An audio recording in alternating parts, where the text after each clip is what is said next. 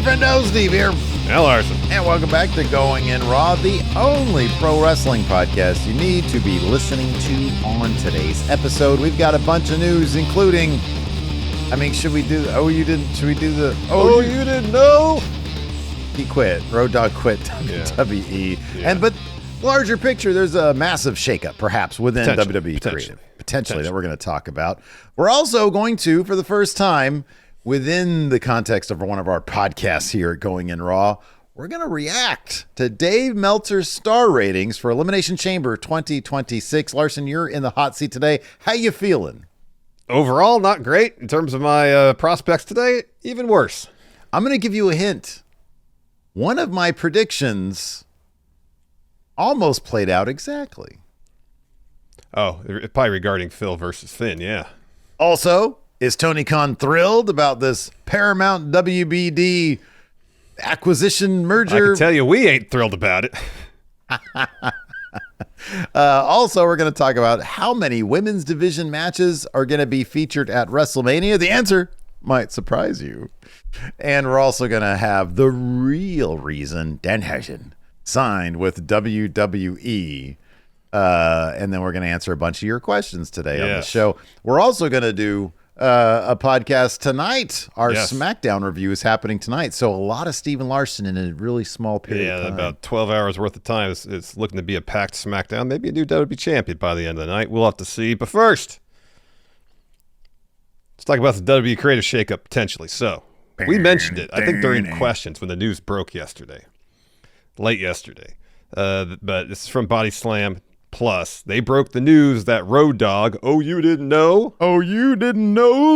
Real name, Brian James, had departed WWE, and his departure, quote, was his own decision and not one that the company made. So PW Insider had a follow-up report which stated, quote, as we reported earlier today, James quit the company earlier today. We are told James did so in person. WWE sources have cited that James openly expressed his unhappiness and tendered his resignation from the creative team. What could have made him so unhappy? Perhaps his portrayal on Unreal? According to Dave Meltzer, is maybe something else. So in this week's newsletter, he stated that Road Dogg might have left because he was unhappy with the outcome of his yearly performance review. This is what Dave had to say in the newsletter. What was that look for? I have a flashback to when you gave me my yearly performance review. I gave you a stellar performance review. I love that we have that between us. Yeah. Those idiots over at Machinima were like, hey, this guy is freelancing. Give him a fucking yearly performance. Give your best friend a yearly performance review. Yeah, how about this? Send him his paychecks on time. How about that? Anyways, back to Road Dogg. This is what Meltzer had to say in the newsletter. Quote, James got his annual review. The belief is that he wasn't happy with it and left. He may say he left over something else, and only he would know exactly why he did so. But it was his decision. It came after his annual review. I guess maybe Dave's just trying to put one and one together. I don't know. One person close to the situation said that it had been brewing. He was going to do a convention later this month, and it was approved, and then the approval was rescinded, and he had to cancel. But in pulling out, pretty much said that that wouldn't be an issue starting in a little while. Oh, give him a little hint. He's like, I'm not going to be with them anymore. Maybe it was a situation where the company was like, well, Triple H didn't want to fire him. It's my friend. Didn't want to let him go. Yeah. So what if we just kind of encourage him to exit? Wow. Yeah. And Road Dogg started getting the hints, and maybe the kind of the straw that broke the camel's back was this performance review. Do you think Paul Levesque wrote the performance review himself? He wrote it. He was like, he put a couple prompts in some Chat GPT and then spit it out. Did he ask Chat GPT, I need a performance review that will cause somebody to quit, but I wanted to do it in a very nice way. James might have a promising future on the convention circuit, or going maybe to AEW, to a different place. It's like, wait, what? What is this all about here, Paul? Hey, Paul, Hunter, what's this? But then Hunter put in the prompt, write it up and give me links to sources. And so there's links in his performance review. Yeah, exactly. The portrayal of Road Dogg in Unreal was not a flattering one. It was flattering in the sense that From a professional perspective, it wasn't. From a personal perspective, he seems like a lovely fella who is loyal to his friend Ron Killings. And I thought that part of it was really good. But when you slice out what is supposed to be a little real life slice of the writer's room, when you and he looks kind of, he's advocating, well, what if we put the title back on Chella? Well, then what? I don't know. And then he turns around. Yeah, thank you. When he goes in there, and what was the angle that he pitched that, it was the cutting of the hair thing. Yeah. And Triple H's like, why would he do that? Kind of indignant. Yeah. There were several situations that they showed in the writer's room where he just came off as, you and I's reaction was, and has been subsequent to that, they need those younger minds in the writer's room. The days of Pritchard and Road Dogg, at least as it's portrayed, as everything that Bruce Pritchard says himself to cameras in his interviews, I don't know. I just don't know about him, and that's on the outside looking in. Maybe he is super savvy. I'm talking about Pritchard now. Maybe he's super savvy, knows what he's doing, but as it's portrayed in Unreal, it doesn't look great. It's you look at the other minds in the room and you hear about things like what Rob Fee contributes, and it's that's the kind of stuff that might drive more people to watch the show, or buy tickets. Yeah. And what we saw from Road Dogg just wasn't it. No, it wasn't. It wasn't. You have Road Dogg, you have Pritchard, you have Michael Hayes, coupled with that long stint of time where SmackDown was kind of a chore to watch. Oh, and it was 3 hours last year. It was abysmal. And he was the guy leading that. He's a lead writer of SmackDown during that time. I mean, maybe his performance review was just a bunch of tweets from early to mid 2025. Was it a Steven Larson transcript? Yeah, maybe. Yeah, maybe it was. So there's more here. Between Road Dogg's departure and the announcement that Alexandra Williams has been promoted to vice president and lead writer of Raw, Brian Alvarez speculated on Wrestling Observer Live on Thursday there might be more changes coming to WWE's creative department. These transcripts come to you from WrestlingNews.co. Alvarez says basically what's happened here is we've got a creative shakeup on Raw and SmackDown. It was hinted to me that it's possible there is more to come. Now, depending on what exactly Road Dogg's role was, I think already by this juncture, he was no longer the head writer of SmackDown. I believe Ryan Ward was brought over from Raw to take that role. Yeah. So I don't know exactly what Road Dogg's kind of role in the creative department was at this point, as of yesterday. So depending on that, obviously there's going to be some movement to, replace what he was doing, his duties on a weekly basis. But I mean, I don't know in terms of wholesale changes. I don't know how drastic they're going to go with any prospective changes, if anything is going to happen. Yeah. I don't know. You have to appreciate though that changes are being made. You look at one thing that Meltzer talked about in the newsletter as well is, and I know you guys can write your comments about oh, you're talking about Meltzer. That's fine. Whatever. We get that way too often. That, they do pay attention to social media. They do change things based off of, the reaction, which I appreciate. And what Meltzer said was somebody in WWE told him that one of the challenges is sort of parsing genuine sentiment and engagement bait, trying to, separate the two, because these days, obviously, you can get on Twitter if you generate enough rage bait over ridiculous, non-genuine concerns, you can get paid for it. And that's sort of one of the problems with why Twitter's a cesspool now. So back when Vince was around, and Bruce Pritchard has said this, well, if the internet says something, we know the opposite is true. We know not to do and these days, the internet, it's not just the internet is a valid place where people go and they voice their concerns and their feedback. It is the real world to a large degree. Obviously, like I just said, there's plenty of engagement bait out there that is disingenuous, but you can get, I think, a genuine read on what the popular sentiment is.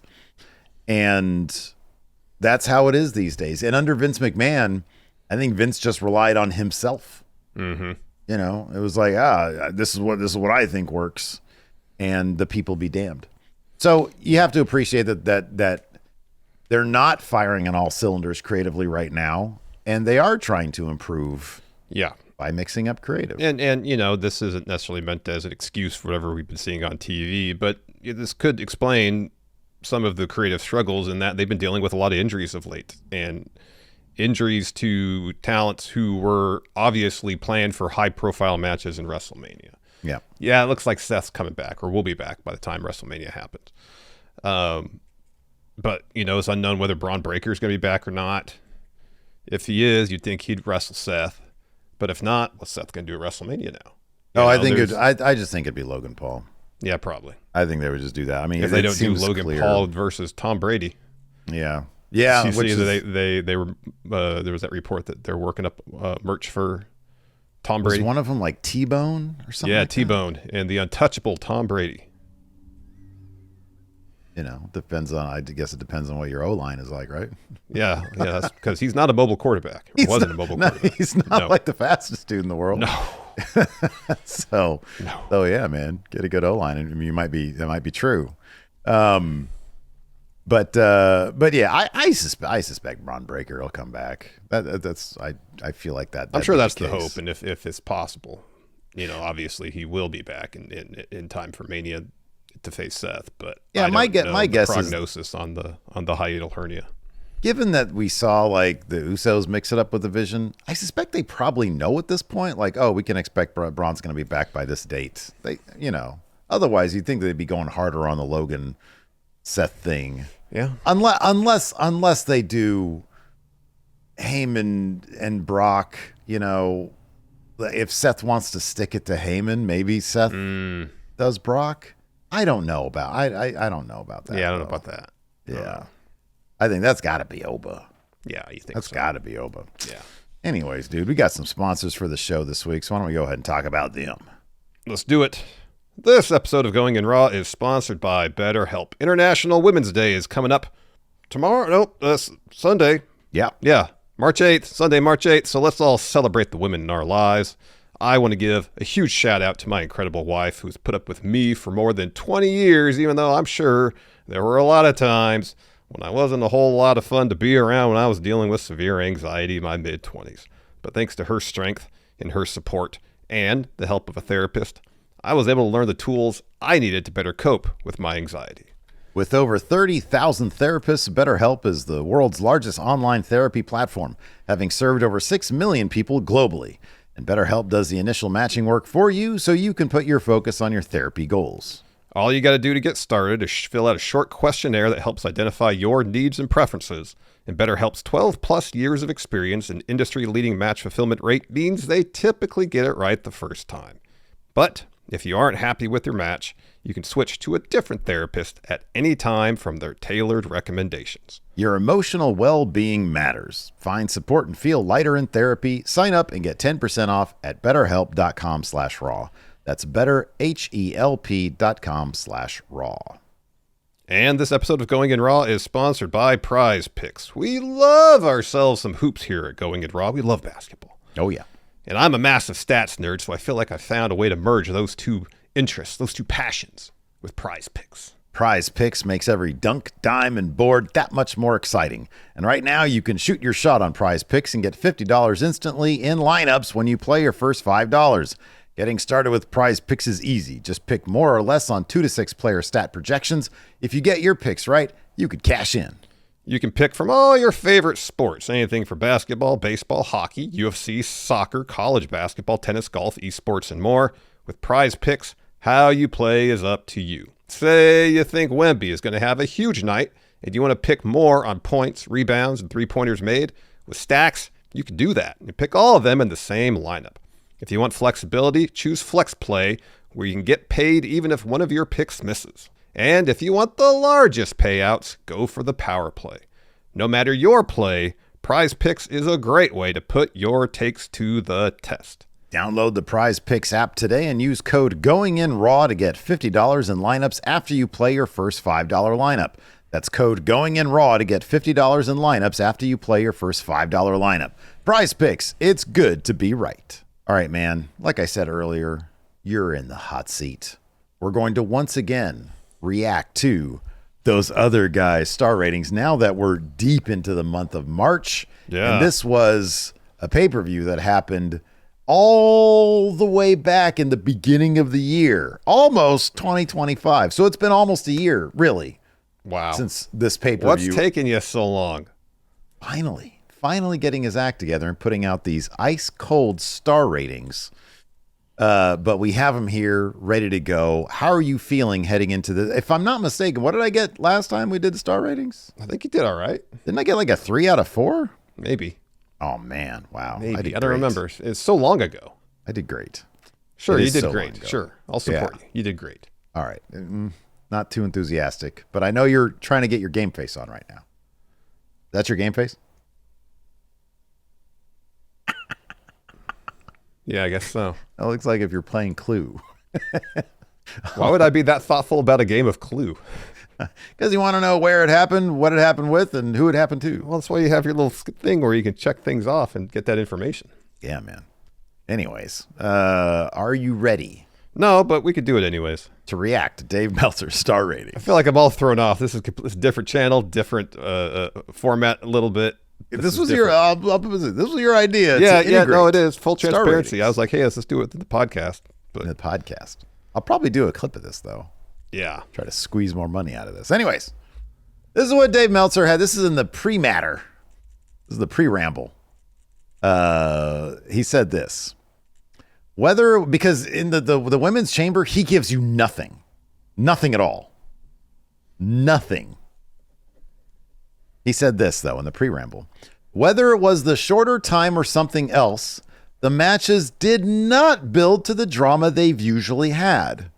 They really missed Io Sky in the women's match.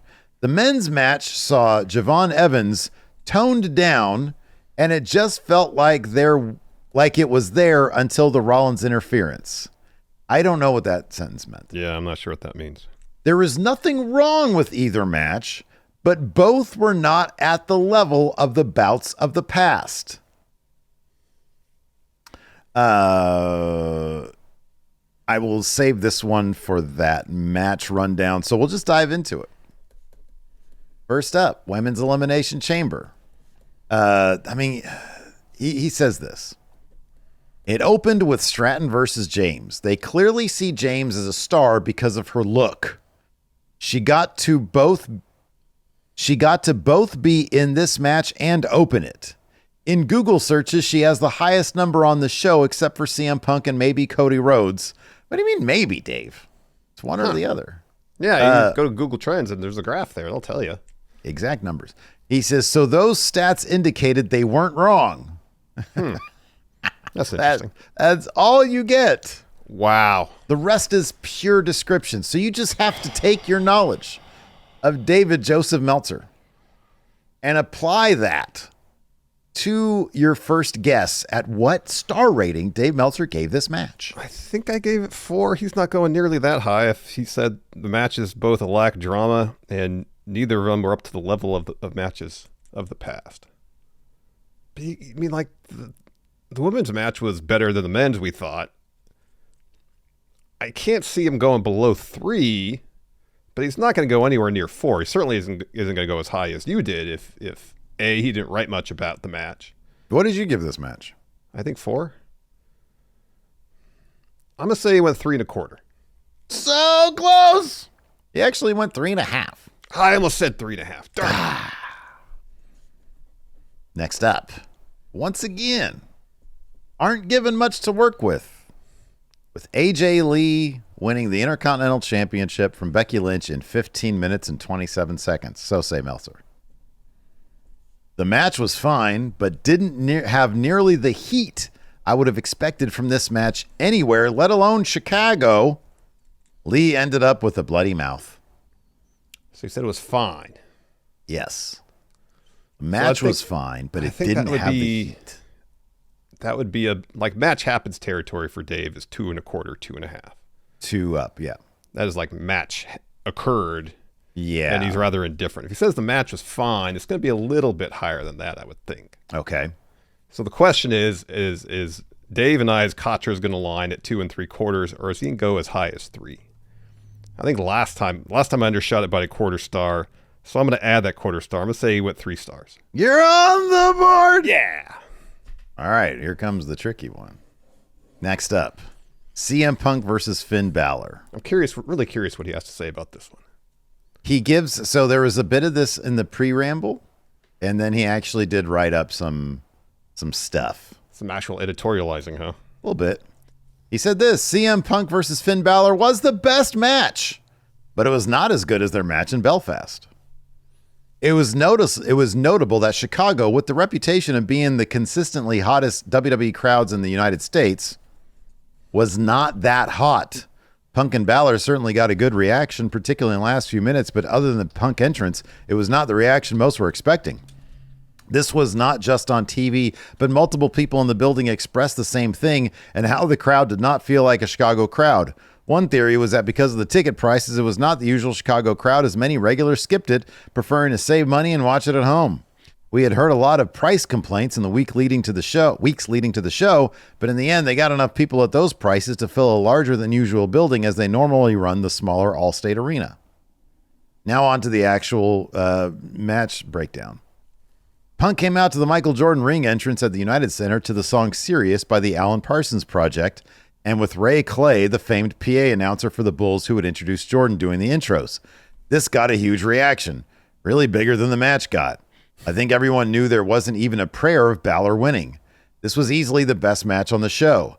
They were doing the usual WWE-style world title match and building well, and then it ended before people were expecting it to. That's the problem with a size with a strict time limit, because you can't improvise when it would benefit things. Balor worked on the body. Punk came back with a tope. Punk was bleeding from the mouth. What were the odds of Punk and Lee in successive matches each getting the same injury, or 3 people bleeding in 3 WWE matches with no blade jobs? What are the odds? What are the odds? Wrestling isn't physical at all. Balor made the ropes, but Punk hit the GTS for the pin. It came suddenly. In usual WWE rules, if a guy kicks out of your big move, you get to kick out of his once as well. I guess it's good that it wasn't so predictable, but because of that, and just because it felt early, the finish wasn't maximized. Still a great match.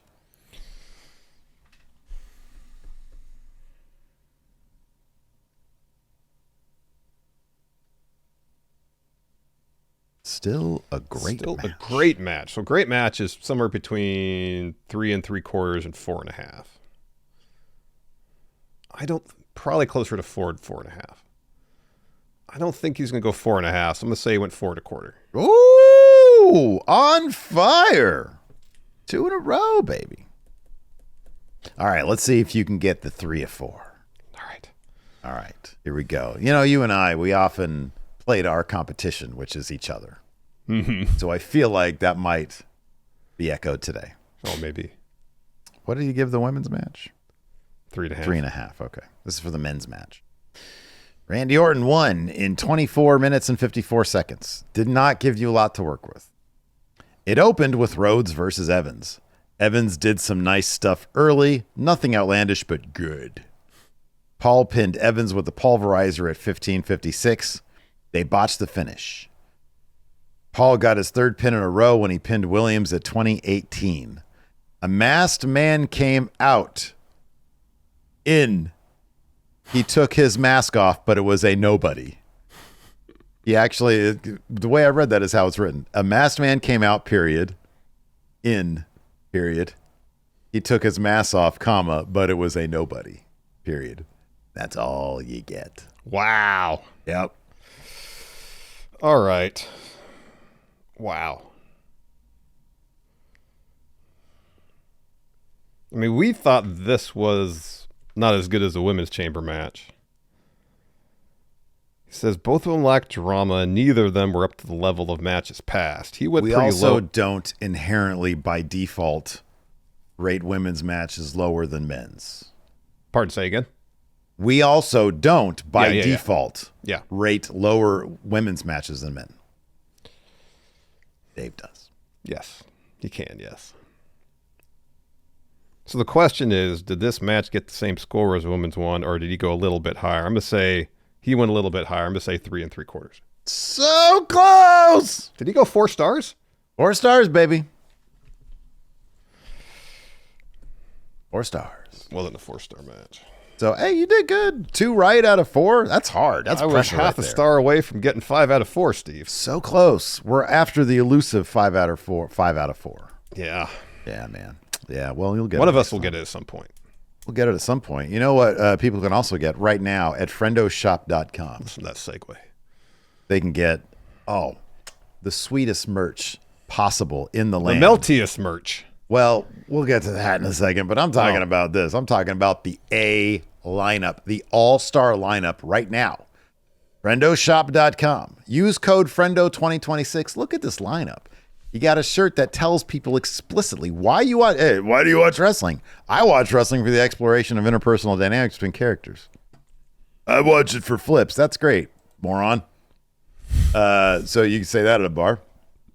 And then you got this And other then when one. the fight ensues, hopefully you've picked up a move or two and you're able to come out the winning end of it. And the people watching that fight will be like, man, that fight was great for the interpersonal dynamics between these people at the bar. Yeah. And then you got this basketball jersey, go ball up fools on the court and do so in style. You also got this other shirt here. It's black. It's got some weird black and white stuff on it. Looks cool. Everybody likes black and white shirts. They're super cool. And then we got some phone cases and some hats. This is the premier stuff. And then you got the melty stuff, man. You got a bucket hat. You got this ridiculous all over print hoodie heading into the summertime. You got a basketball jersey that I've covered up in this particular ad for no particular reason, but it looks ridiculous, trust me. Melty shorts and a melty all over print shirt. Why would anybody wear this? I don't know, but we've sold a lot of them. So I don't really know. I can't explain it. It's there if you want it. I wouldn't advise. I honestly think you'll get heckled on the street, walking down the street wearing this stuff. Hey, what are you going to a dick meeting wearing that? What? That's rude. That would be exceptionally rude. What's a dick meeting? Yeah, what does that even mean? I don't know, but you might get yelled at if you wear this shit. You're not going to get yelled at. I don't know. You're making such a huge deal about it. You think Dope's walking down the street and people are like, hey, asshole. No. Because we know he's got a hoodie. We'll have to find out. I'm waiting for that review. Yeah, I'm waiting for the review, too. I can't wait. You know, we'll see. Yeah, have him just some footage of him walking around the street, get people's reactions. Hey, that guy's cool. Probably not. You know, wow, you're so uncool. I think that's what you're going to get. I doubt it. So, I'm like full, us, full transparency, full disclosure. This stuff was designed to be heckled. That's what I had in mind. I was like, what can I design? And then how are you going to feel when the opposite happens and when people who wear this? Like a failure, as per usual. So anyways, friendoshop.com. Also, the March predictions challenge is almost upon us. We've got, when is Revolution? 9 days. 9 days. 9 days from today. We got Revolution. Really, 9 days? It's on a Sunday? Yeah. Okay. Because AEW will do their pay-per-views on Saturdays during that's football good. season. Our review will only be 1 day late then. Yeah. It'll be less than 24 hours late. Oh, that's awesome. That's great. Good. All right. So, AEW's coming up. The Predictions Challenge is happening with it. So if you want in on the Predictions Challenge, there's going to be prizes offered up. I know what you're thinking, Larson. Where is my prize? That's a fair assessment. It is a fair question, I think. I'm going to be kind of locked in this weekend because I got like a sleepover happening on Saturday, which means I can't do shit. So I'm probably going to get, I think I still need to do the January prize, and then I'll try to get yours done as well. So prizes galore on the horizon for predictions winners, and then we'll be firmly caught up to March. It's great to hear. So prizes usually a t-shirt, a hat, and a jersey. You get like the combo right there. Yeah. So. Anyways. The triple threat of prizes. The triple threat. All right, let's carry on with the news. Of course, there's all this talk about who is going to acquire Warner Brothers Discovery. They're for sale. It seemed like Netflix had the deal locked in. Not so much now. Paramount trying to swoop in. And, Paramount got played, man. God damn. They got, like, the Netflix drove that fucking price through the roof. Yeah. And then was like, good luck, suckers. Yeah. So in this week's Wrestling Observer newsletter, David Meltzer reported that Tony Khan was apparently thrilled by the prospect of Paramount acquiring Warner Brothers Discovery, stating in the newsletter, Dave did, quote, "The most important news story in wrestling as far as the future and viability of AEW is just a tiny piece of the puzzle in the proposed Paramount purchase of Warner Brothers Discovery." Look at all that alliteration there in that sentence. Dude, yeah, he was inspired right there. There's a ton of speculation. Yeah, look at that. Yeah, that's good. Some good writing there from Dave. Anyways, he continues, "There is a ton of speculation as to what it means. Those close to Tony Khan say that he was thrilled when the news came out, feeling this was the best possible scenario for him. Others are claiming it's the death knell because Paramount, either to cut back on costs or due to pressure from TKO, given they have contracts with the UFC and Zuffa Boxing, will get rid of TKO's only real significant wrestling competition." Yeah, dude. Yeah. I mean, the grand scheme of things, how this deal impacts wrestling is such a small thing. Yeah, it's kind of a non-thing. But they did talk about, I guess, the Ellison kid wants to put their UFC contract on like TNT, like on real TV, which is kind of crazy. And if that happens, of course, that'd be Saturday nights, where right now Saturday night is good for fighting for Collision. For the Collision Cowboys out there. So might they move that to Monday night, maybe a new Monday Night War, maybe Collision of sorts. Friday nights. Oh, Friday nights. Maybe I Thursday wonder. nights. If we're trying to think of things from Tony Khan's perspective. Yep. Maybe the idea, as it relates to Netflix acquisition of Warner Brothers, is that Netflix is obviously one of W's broadcast partners. Yeah, I don't know, man. And that could maybe because spell trouble for AEW's broadcast future. I don't know. I'm still mildly confused about, maybe you've read up on this.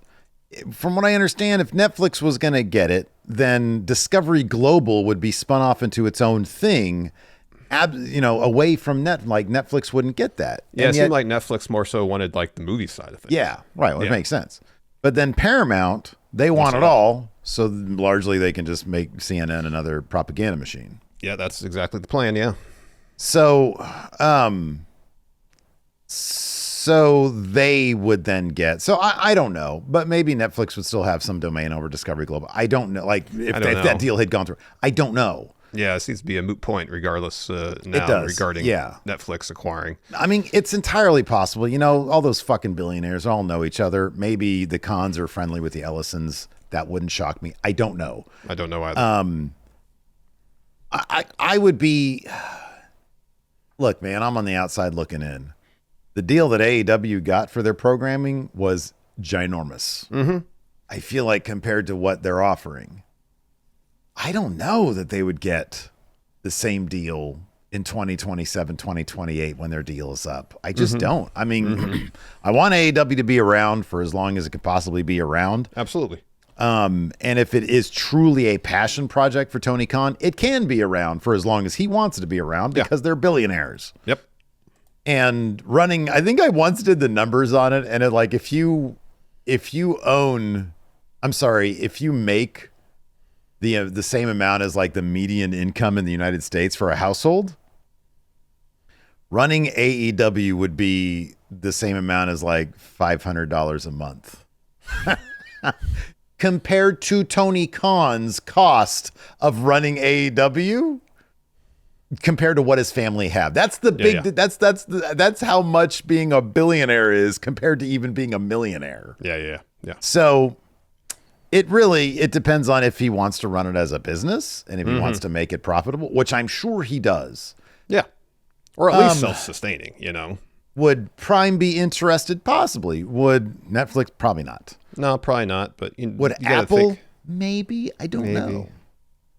You got to think there might be other, because I would think there's so few kind of sure things on TV. Dynamite gets 600,000 basically every week. It does. Basically, you know. Yeah. And for a Wednesday night on cable, that's probably pretty dang solid. And are they going to get the huge deal they got from Warner Brothers again when their contract's up? Maybe not. We don't know what the TV landscape's going to be like. But we also don't know what they get on the stream. Somewhere. We don't know what they get on the stream. We don't know what they get on Max. We don't. You know, that's where I watch it. We don't know. We don't even know the DVR numbers really. Right. Given that Ellison has also said that he wants to combine Max and HBO Max and Paramount Plus, I mean, you know, if that puts AEW in a lot more homes, like I understand their arrangement with TKO, but if they're like, well, Netflix and Peacock or what is NBC, Universal, yeah, they've got Comcast, whatever the fuck it is, they've got WWE content on SmackDown. Netflix has it. Well, Max wants something. Mm-hmm. Maybe the AEW will be fine there. Could be. I don't know. I mean, I'm kind of pessimistic as far as TKO being able to exert much influence in terms of pushing out AEW to accommodate UFC. So am I. I mean, simply to kind of squeeze out the competition. If it's a situation where they want to put UFC programming on cable, it's probably because there's a dollars and cents reason they want to do it as opposed to just pushing AEW out. They would also probably know that Max would or HBO would probably understand that Collision would be destination programming, so they can put it on Thursdays and people will probably follow it. Yeah. You know, you do that Wednesday, Thursday. 400,000 people are going to watch it regardless of what night it's on. I mean, they might boost it by getting it off Saturdays. Absolutely. Yeah, there's a good chance. Saturday at 8 is not a good time spot, unless they move it to like Friday at 10, which is even worse. Yeah, right. But I don't know what options there are other than Tuesday, but then you have Tuesday or Thursday, but then you have back-to-back days with AEW programming. I don't know if they want that. Yeah, I know. So, I don't know. Sunday night. Put it on Sunday night. But then you've got some, I don't know, dude. Well, then that can interfere with pay-per-views potentially, but it does. But they already do that on some Saturdays. Yeah, they just don't do Collision. Yeah, who knows? Anyways, let's talk about the women's division and WrestleMania, because WrestleVotes Radio on Fightful Select reported yesterday there is a possibility that there could be at least 6 women's matches across both nights of WrestleMania 42, with at least 5 firmly planned. So let's map this out. Right now, I think it was also WrestleVotes that said that there is a possibility that WrestleMania could feature 16 matches this year instead of 14 last year. That's a lot. That is a lot. 8 matches. That's a lot. Anyway, so we'll have Rhea versus Jade. 2 world title matches. And then it's Liv versus Stephanie. Yep. Okay, the tag titles will be defended. Definitely. And then the 2 mid-card titles. If you have Becky and AJ. Becky and AJ definitely is going to be on there. The U.S. title, I don't know. I could see WrestleMania SmackDown, you're thinking. Well, I think that's a possibility. They could also do Tiffany Stratton versus Julia. They could go that route. You could, if they really want to make a star out of Kiana James, you could do Kiana and Julia split between now and then. Yeah. Maybe Io versus Asuka. Io Asuka. That's going to be totally a thing. Yeah. That would be 6. Yeah. That'd be awesome. That'd be fantastic. I think the 5, that's probably the 5 firmly planned without the U.S. title match, because there's not a lot going on with that right now. But yeah. Dude, Io versus Asuka. If they do what they can do, oh my God. Oh my God. I hope they do that match of the weekend, potentially. Yeah, dude. Absolutely. And then finally in the news, we've got reportedly the real reason that Danhausen's with WWE, and it all boils down to his good buddy, Phil Brooks, a.k.a. CM Punk. So Dave Meltzer reported that CM Punk made a push to bring Danhausen to WWE. Writing this, CM Punk spearheaded the idea of bringing him in. Danhausen vocally and publicly backed Punk in AEW, even after most others realized he was out of control. There were a number of reasons Tony Khan stopped using him, but it was enough that Khan stopped using him and still extended his deal to keep him from leaving when it made clear he wanted out. Dave seems to be saying here, number one, I don't know about the veracity of the whole CM Punk spearheaded this. Well, I mean, it could be overstating something as simple as Punk saying to Triple H, "Hey, you should check out this Danhausen guy. He's pretty good." But the idea that Dave is kind of confirming here that Khan stopped using Danhausen because he was so vocal about CM Punk. Hey, I'll be honest with you. I don't hate on Tony Khan for that. If CM Punk, if some dude sat next to me at a press conference and did what CM Punk did to me while I'm paying his check, I'd be like, anybody who says anything nice about this guy, say anything nice about Chicago, and you're not getting on my show. But I'm petty like that, so I don't know. I mean, yeah, I don't know. I don't know. It seemed, even when Danhausen came to AEW, it seemed pretty clear that Tony Khan didn't know how to best utilize what he offered. No, he didn't. He was on TV so infrequently, never really in anything of real substance. Mm-hmm. Yeah. And, then when he got hurt, he was out for a while. I think it was a torn pec. Mm-hmm. And then just never showed back up, basically. Yeah. And how much of that had to do with his relationship to Punk versus Tony Khan's inability to utilize him on TV effectively. Yeah. Could be a combination that's of a both. whole lot of we don't fucking know what happened exactly. there. Yeah. But yeah, no, I saw this in the newsletter too. And yeah, I mean, one of the first things that Danhausen posted was like a picture of him, Punk, and AJ Lee. Mm-hmm. Backstage. Punk borrowed Danhausen's boots for some match or something. I think like so. Yeah. Yeah. So those guys are close. So what do you think they bonded over? Nerd shit? Yeah, probably. Probably, huh? Yeah, probably. Yeah, probably. It'll be. All right, you want to answer some questions? Yeah, we got some questions here from the Friendos. If you guys want in on answering those questions, I didn't even mention how to do that. I mentioned the predictions challenge. Oh yeah, how to be a part of that? Yeah. Click join right here at youtube.com/Steve Larson, or go to patreon.com/Steve and Larson. Click on the Friendo Club setup there, and it gets you into the predictions challenge, and it allows you to ask questions here on the show. Let me make sure none of these are being held here. Okay, good. Sure. I'll start with this one while you do that. Mr. Sinister says Steve versus Larson in a 3-on-3 basketball game and wrestling match. Who would you each choose? We each get one wrestler and one current basketball player. This is for a wrestling match and a basketball game, so keep that in mind. Wrestling basketball game. All right.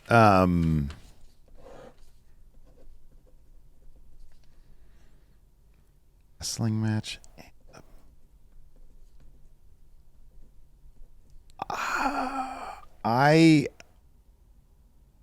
I'm gonna go. You know what? I'm gonna go with. Do I get first pick here? Sure, go ahead, take first pick. I'm gonna go with Jaylen Brown. Okay. Big dude, super smart. Yeah. So he's got the ring psychology, and you need that. And just a hell of a basketball player. Yeah. All right, that's your basketball player. Yeah. I'm going to take a basketball player. He's out right now, hurt. But I know he's a wrestling fan, and I know he's going to probably really get pro wrestling, the wrestling aspect of it. Give me Tyrese Halliburton. Yeah, I was debating on whether or not to choose him. I'm glad you did. Yeah, Tyrese is good. But you're looking at this more from, let's put this match together. I'm in kayfabe. I want the big, tough dude. Tyrese is a baby. He's tiny. He's like 6'7". He's super tall. Yeah, those big dudes, they never, like the tall guys, they never pan out really. How tall is Jaylen Brown? Probably like 6'5". Yeah, but he's got muscle on him, dude. Yeah. All right, who's your wrestler? What is this, basketball? Yeah, a wrestler who can wrestle and play basketball. Okay. I'm going to go with 1994 Kevin Nash. It says one current wrestler. Oh, that's annoying. A current wrestler? Yeah. I mean, clearly B.O. Moss. Yeah, that's the first name I wrote here too. Well, you could go ahead and get first pick then. All right, I'll take him. I'll take a Moss. You get a Moss. All right. Moss. Then I will take. I need a wrestler who's also the other name. Go ahead. I would think. I know he played football, but dude, give me his speed. I'm assuming Braun Breaker probably knows how to play basketball. Oh, maybe, yeah. I would think so. So I'll take Braun Breaker. The other name I have written here for a wrestler to play hoops is Lash Legend. Yeah. Because she did. Yeah. Yeah, that's good too. All right. Let's see here. Callum Kelly asks, who would you like Danhausen to curse next?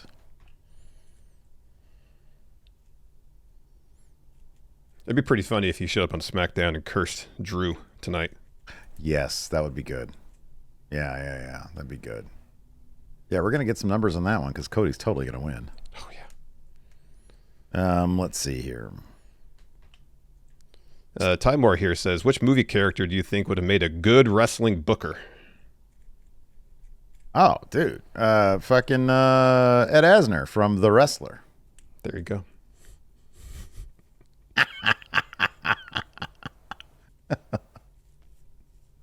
What was Michael Douglas's name in that Wall Street movie?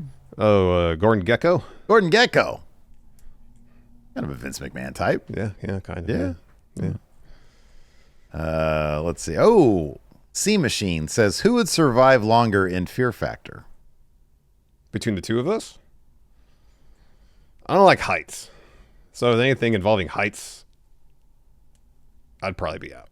I'm not a fan of heights either.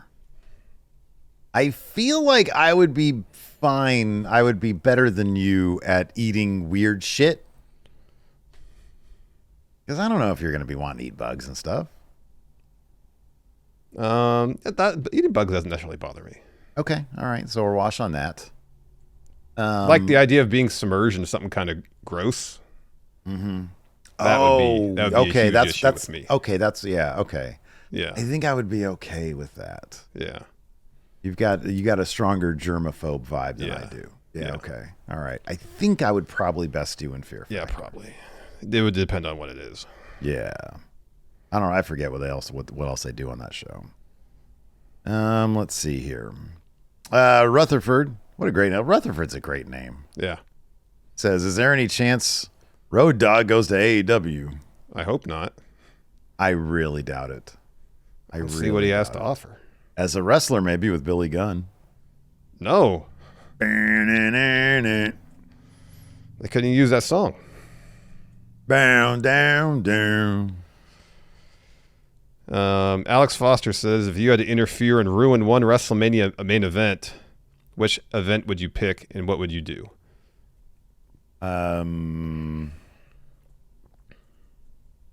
Like one WrestleMania main event of all time? Yeah. Ever? Yeah, if you could interfere and ruin it. Okay. I would... A WrestleMania main event. Boy, oh boy. I would... This is what I would do. I would go to WrestleMania 13. Okay. And I'd interfere and I'd hit Sid with a reverse atomic drop, and on Impact we'd find out that he did poop his pants. Hold on a second. You just said that was a wrestling question you don't want answered. I know, but I'm just giving an answer to the question. And so there's poo splatter. He did poo his pants. You just said you don't want to be submerged in anything gross. You're contradicting yourself left and right here. I'm well aware. Reverse atomic drop on Sid, there'd be poopy all over the place, man. Exactly. Mystery solved. Oh, my gosh. You got a better answer? No, I don't. There you go. See, I win. Larson wins again. D. Sinclair says, since you have a Nintendo 64, what was your favorite game to play on it? WCW versus NWO World Tour wins again. There was that one, Mario Kart. Yeah, we love Mario Kart. Those two were the best. Yes, agreed. Mentally Will says, if WWE brought in a comic book writer to help create storylines, which writer would you pick and why? Oh, Grant Morrison, because he wrote really weird stuff. Good. Like really out there shit.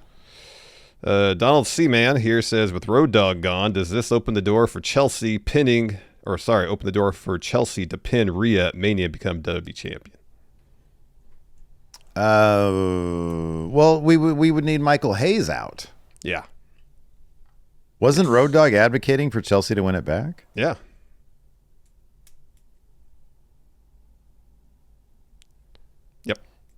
Joel the Mech says, who should be Penta's Mania match? Well, let's assume Dom is going to take on Finn. That's the Mania match. Yeah. Ray Phoenix. Yeah, that's what Joel says here as well. I would love that because Ray, boy, He's not doing much of anything down now. bad, ice cold. Yeah. And then they have the match. They realize, hey, we're awesome. Penta, still single star. Also, Lucha Brothers reunite. They go on a tear in the tag division. Yeah, I'm down with that. Oddly enough, not a single blind power rank in the question thread over here on Patreon. What? I've got a bunch. All right. Let me choose one here. Well, I already sort of talked about that. All right.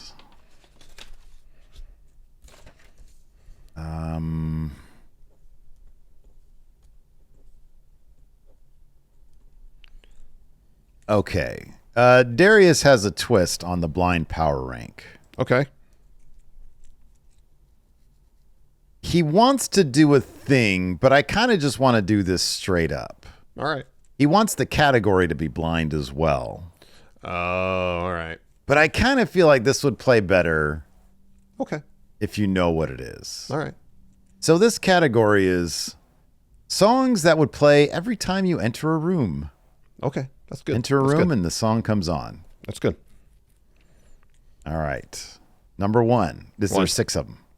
6. All right. Good. I wrote 6 spots here. Number one. Smooth Criminal, That's a pretty cool song to play whenever you enter a room. A badass song.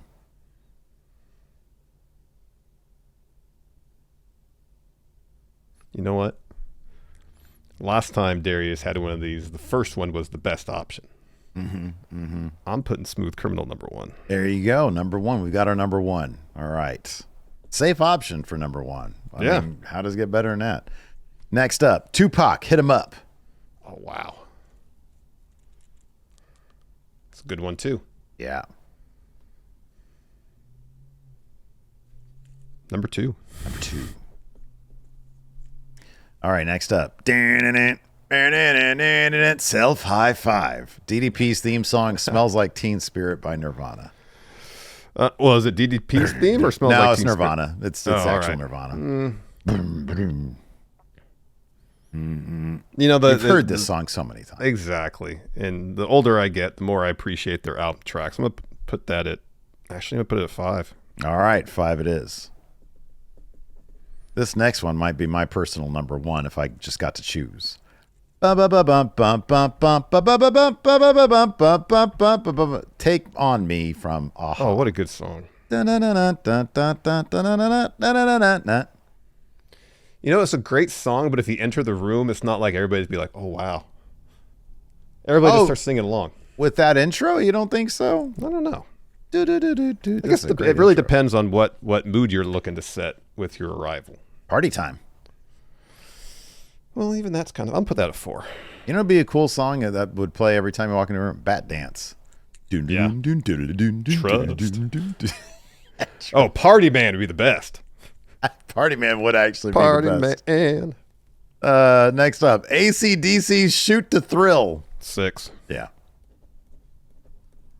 I There's forget what exactly the one AC/DC song I could stomach, and that's Thunderstruck. Can't stand any of the other ones. I forget which. I forget what the intro to this is.